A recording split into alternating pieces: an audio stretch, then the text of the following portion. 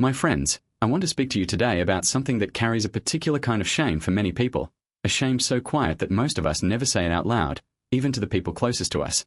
If you are past 70 years old and you find yourself without a single close friend left to call, without anyone who truly knows the whole of your life, without a familiar voice who remembers who you were 40 years ago, I want you to know first, before anything else I say today, that you are not broken, you are not a failure, and you are far less alone in this particular ache than you believe yourself to be.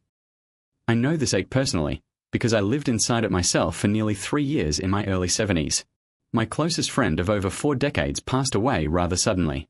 Another friend, one I had known since our children were small together, moved across the country to be near her own grandchildren, and slowly, quietly, our calls became fewer until they stopped altogether.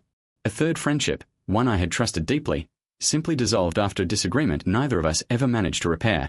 Within the space of about 18 months, I went from a man who had always considered himself fortunate in friendship to a man who sat alone most evenings, uncertain who he would even call if something went wrong in the middle of the night. I want to tell you honestly that this period of my life was one of the hardest I have ever endured, harder in some ways than grief for a spouse, because grief for a friend rarely receives the same acknowledgement from the world around you. People send flowers when a husband or wife passes.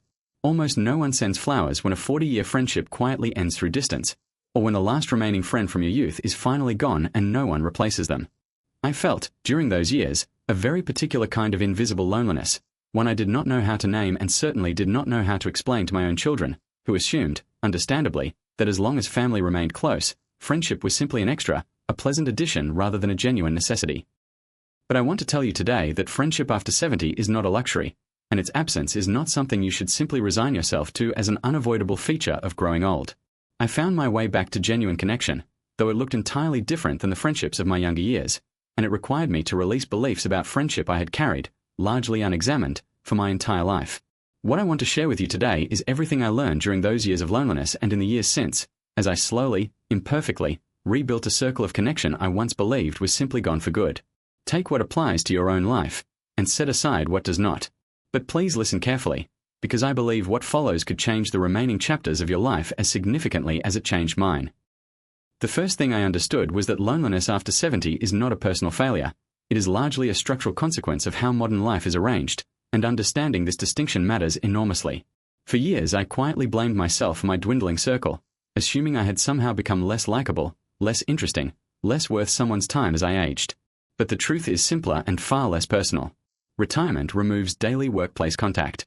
Adult children move away pursuing their own lives. Spouses and old friends pass away at an accelerating rate. This is not a verdict on your character. It is simply what happens structurally in later life, to nearly everyone, and recognizing this removed a layer of shame I had been carrying entirely unnecessarily. The second thing I understood was that waiting for friendship to arrive naturally, the way it once did in school or work, would leave me waiting indefinitely. In earlier decades of my life, friendship formed almost automatically through shared daily proximity. Classmates, colleagues, neighbors raising children on the same street at the same time. After 70, this automatic proximity mostly disappears, and friendship, if it is going to happen at all, usually requires deliberate effort rather than passive waiting. This was an uncomfortable truth for me to accept, because deliberate effort felt, at first, somehow less genuine than the effortless friendships of my youth. I have since learned this feeling was mistaken. The third thing I understood was that I had unconsciously been waiting for someone else to make the first move, and so, quite likely, was everyone else around me. During my loneliest stretch, I assumed that if people wanted my company, they would reach out themselves. I did not consider that other lonely people my age were making precisely the same assumption about me, each of us waiting politely for the other to extend an invitation first, until months passed with neither of us ever actually doing so. The moment I began making the first move myself, however awkward it initially felt, I discovered how many other people had simply been waiting for someone, anyone, to go first. The fourth thing I understood was that quality of connection mattered far more than quantity, and I had been measuring my situation by the wrong standard entirely. I used to compare my current circle to the large, bustling groups of friends I had in my 30s and 40s, feeling my present life was somehow diminished by comparison. But 2 or 3 genuinely honest friendships in your 70s can provide more real sustenance than a dozen superficial acquaintances ever could. Once I stopped measuring my worth by the size of my address book, I could finally appreciate the smaller, deeper connections I did have, rather than grieving the larger circle I no longer possessed. The fifth thing I understood was that vulnerability, not charm or entertainment value, is what actually builds friendship at this stage of life. In my younger years, I believed friendship was built through being interesting, being fun, having engaging stories to tell at a dinner table. But in my 70s, I noticed that the friendships forming most quickly and most durably were the ones where someone admitted something honest and slightly uncomfortable early on, a fear, a regret, a genuine struggle, rather than performing an impressive, polished version of themselves. Vulnerability, offered carefully and appropriately, turned out to be the fastest bridge to real connection I had ever discovered. The sixth thing I understood was that shared structured activity created far more reliable friendship opportunities than hoping for organic chemistry to simply appear. I used to believe that real friends were found only through some magical, spontaneous spark of connection. But I found that joining a regular activity, a walking group, a volunteer commitment, a weekly card game, created repeated, low-pressure contact with the same people over time, and it was this repetition, far more than any instant spark, that gradually allowed genuine friendship to take root. The seventh thing I understood was that I needed to release my old assumption that new friendships could never be as meaningful as the friendships of my youth.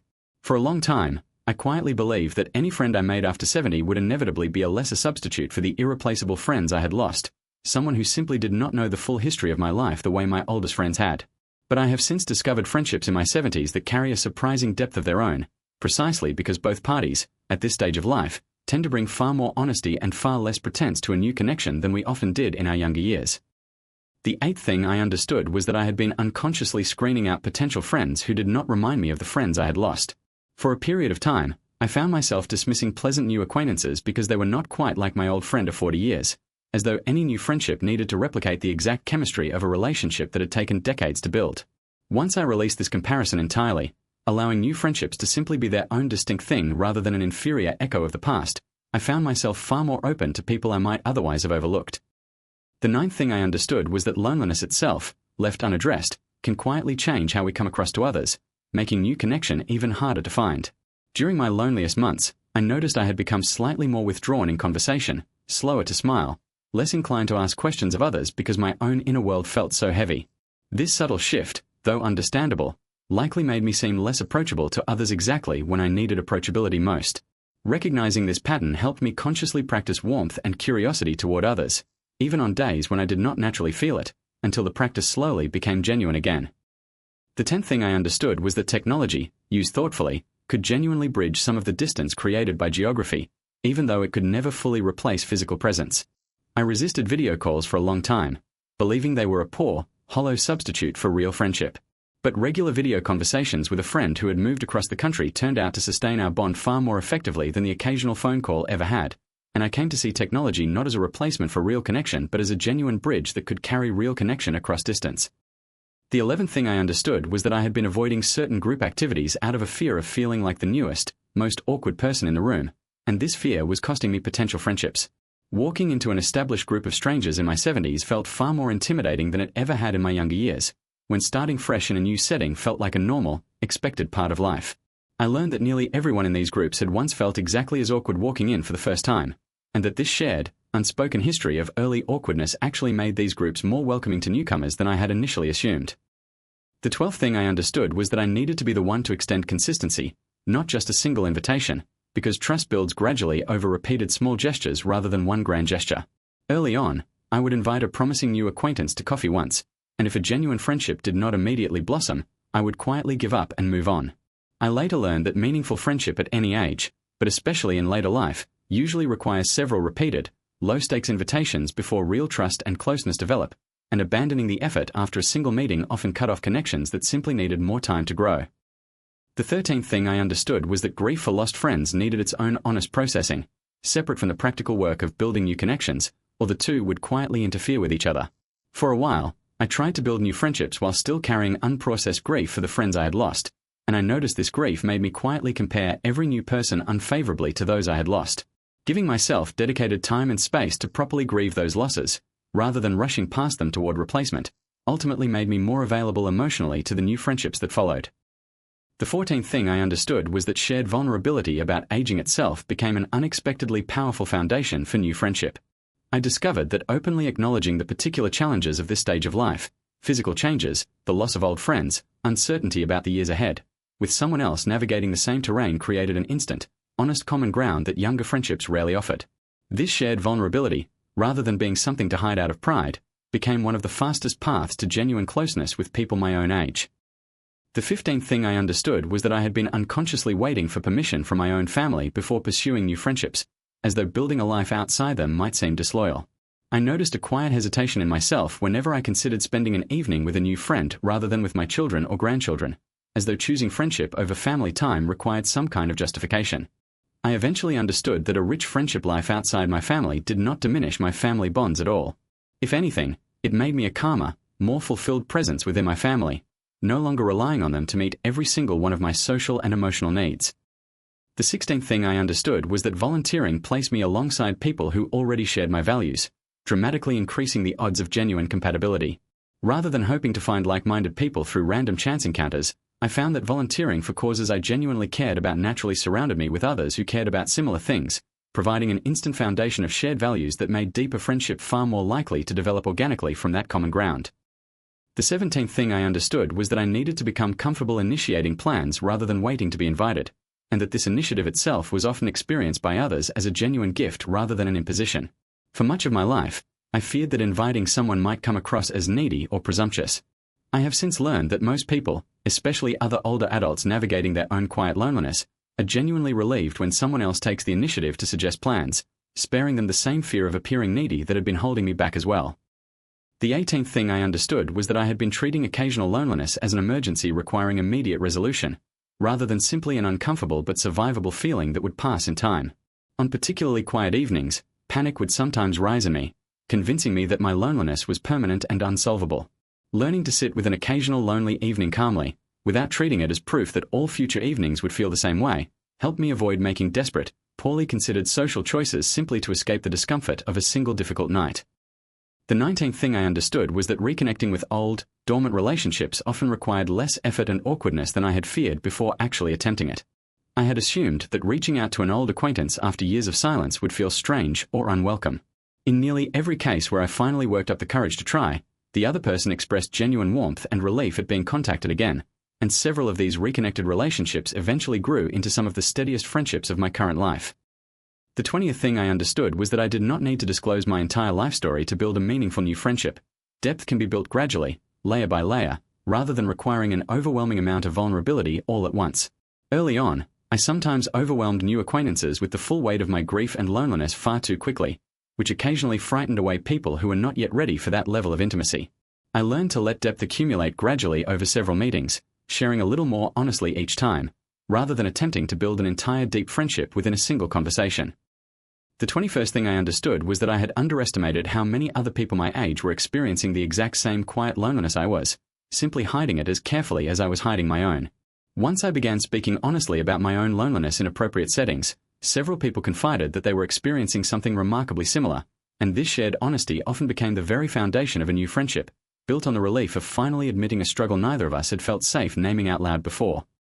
The 22nd thing I understood was that pets, though obviously not a replacement for human friendship, could meaningfully soften the sharpest edges of loneliness while I worked on rebuilding human connection.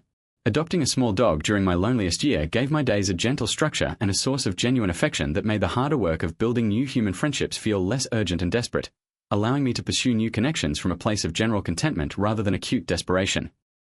The 23rd thing I understood was that I needed to grieve the specific version of friendship I once had, rather than clinging to the hope that it could simply be recreated exactly as it was.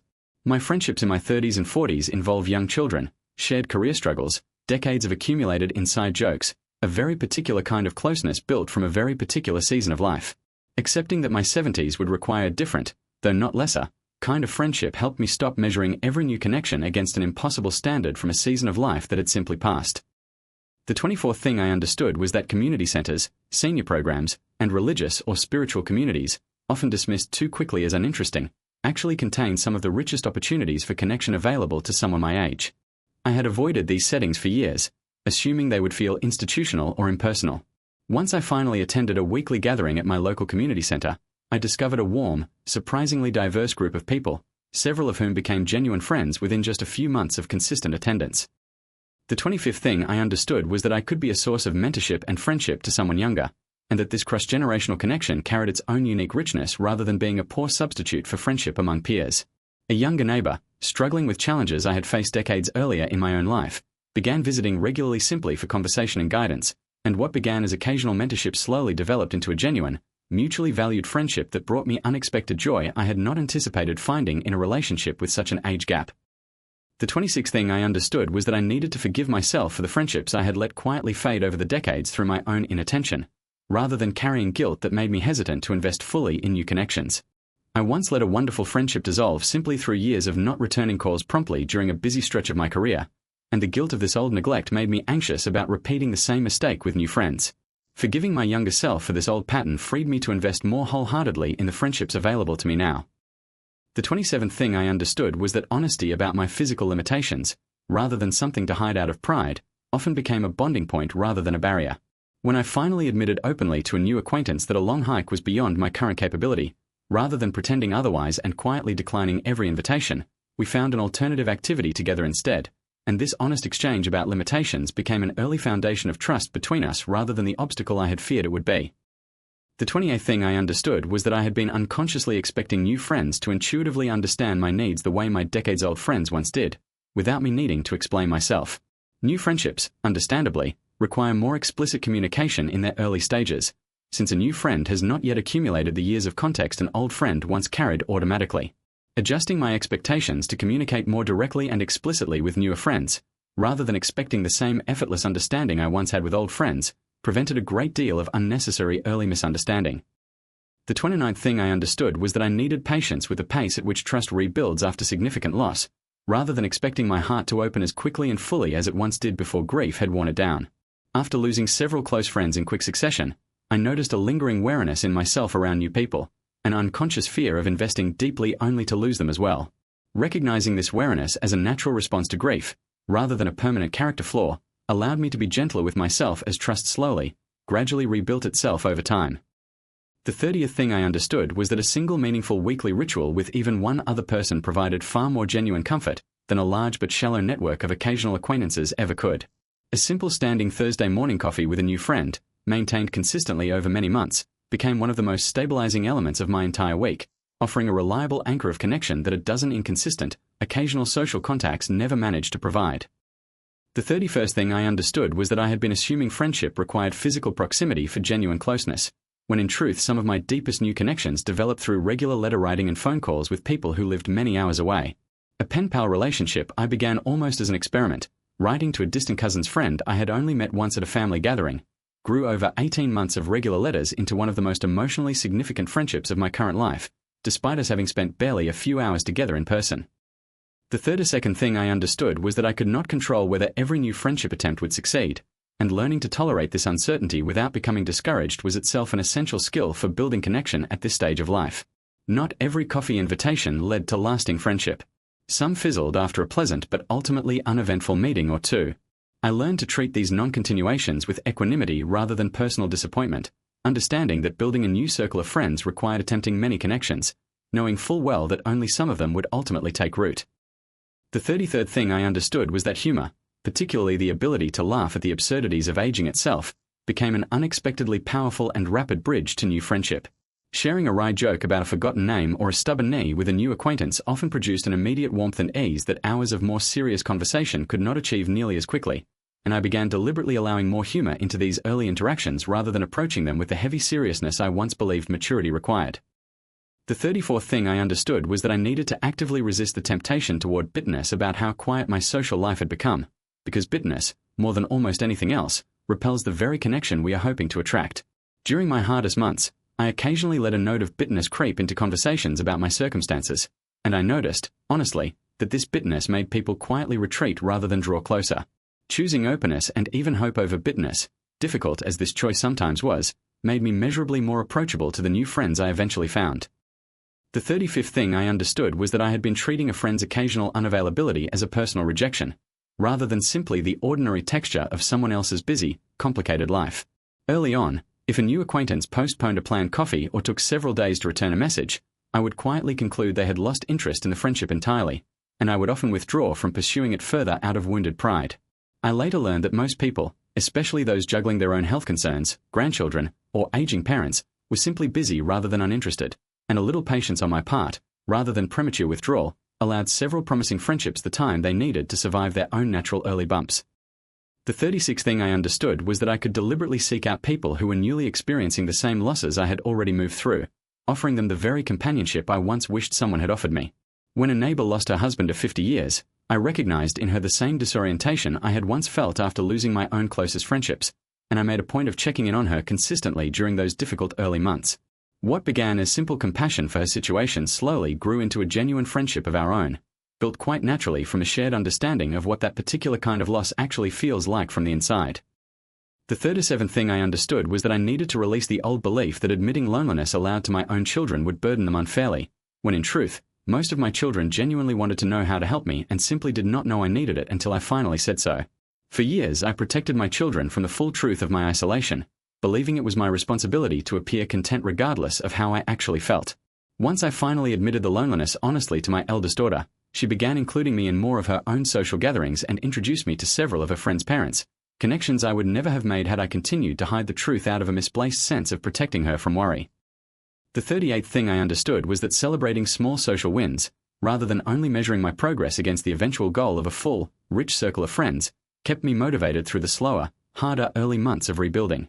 A single pleasant conversation with a stranger at a community event, or a brief exchange of numbers after a shared activity, felt insignificant compared to the deep, decades-long friendships I had lost, and for a while I dismissed these small moments as barely worth noticing. Learning instead to genuinely appreciate each small step, treating it as real progress rather than a disappointing consolation prize, made the entire slow rebuilding process far easier to sustain over the many months it eventually required.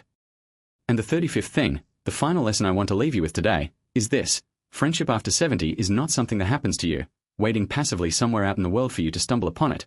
It is something you build, deliberately and patiently, brick by small brick, for as long as you remain willing to keep laying them. I spent years of my earlier life believing friendship simply happened, a fortunate accident of circumstance rather than a skill requiring ongoing practice and intention. It was only in my 70s, after losing nearly everything I had once taken for granted, that I finally understood friendship at this stage of life asks more of us deliberately than it ever did in our younger years, precisely because circumstance no longer does the work automatically on our behalf. My friends, I want to leave you today with the honest truth of where I currently stand, several years after that lonely stretch that once felt as though it might last the rest of my life. I now have 4 people I would genuinely call close friends, none of whom I knew even casually before I turned 72. None of these friendships replicate the exact texture of the 4-decade friendship I lost, and I no longer expect them to.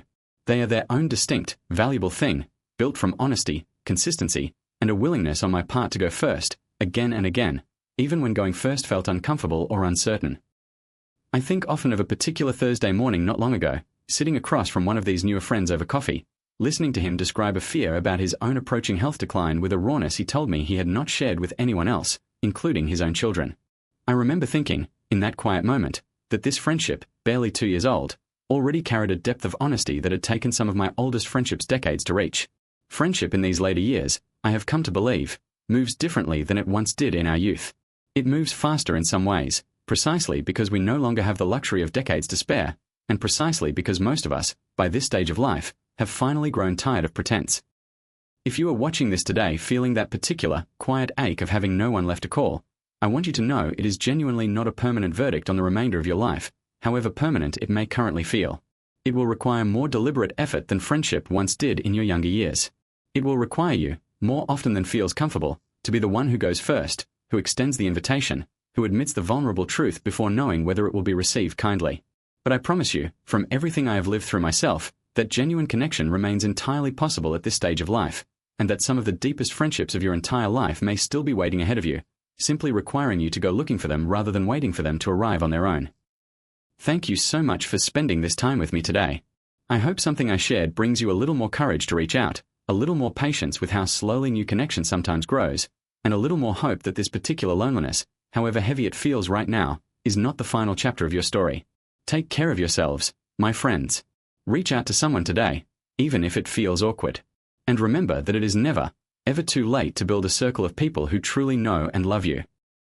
Until next time, this has been Eternal Flame Wisdom.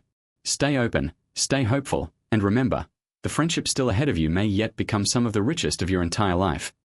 Thank you for watching.